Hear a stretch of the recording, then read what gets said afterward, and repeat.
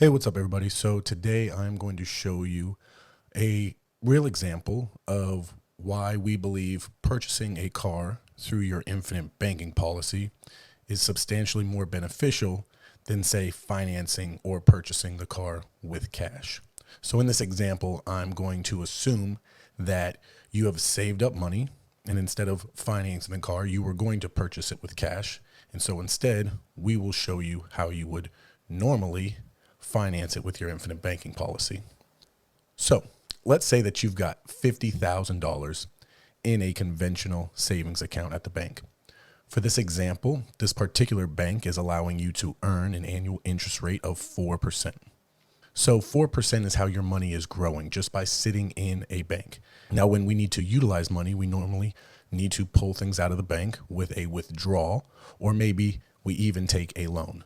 So in this example, you've got a choice. You can either withdraw your $50,000 out of the bank, but then, of course, it will stop earning 4%, or you can borrow the money from the bank at 6%. Now, is anybody out there thinking that they should borrow money to purchase this car at 6% when you're only earning 4%? That may be a tough decision for some, but many of you are probably thinking, no way, I would never borrow at a higher percentage that I'm earning because then I'll be losing money. And when I first saw this, I was right there with you. But if you don't mind, we're going to do the math together. We're going to come up with a term of 6 years or 72 months.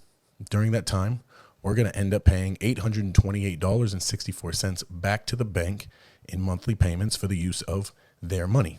But of course, we can drive off the lot. And while we do that, we're going to continue to pay that amount for 6 years back to the bank. They're going to be the ones earning the interest during that time. And we end up with a future value or real cost of the car totaling $59,662.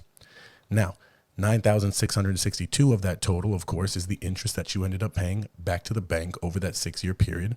But if we look over here at your savings account where you have decided to leave your $50,000 during that same amount of time, 6 years or 72 months, your money would now total $63,256. Now, why is that? These are two completely separate transactions from each other, but as you can see, by leaving your dollars in the bank, you have earned $13,256 in interest, and you've paid $9,662 back to the banking institution.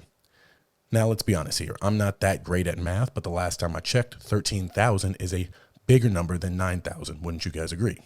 So therefore, you came out on top, and of course, you got the car that you've been driving around for the last 6 years. Now, why is that? I dare to say that most people don't understand from where money is growing and who it is flowing to. The money has been flowing toward you in your savings account at the bank by earning 4% constant compounding uninterrupted interest this whole time.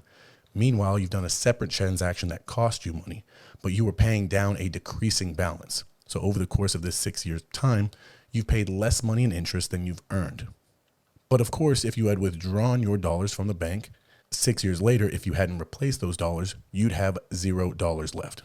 So you can see the benefits of purchasing a car utilizing your infinite banking policy because you are still earning on the money that you had placed in the policy in the background. If you have any more questions about how this scenario works, go ahead and check out our full infinite banking overview where I go over this example plus quite a few others. And don't hesitate to book a free cash consultation call so we can hop on the phone and get any of your questions answered so you have a better understanding of how infinite banking could benefit you. Infinite banking, yeah, we control our cash. We put our money to work, so we know it's gonna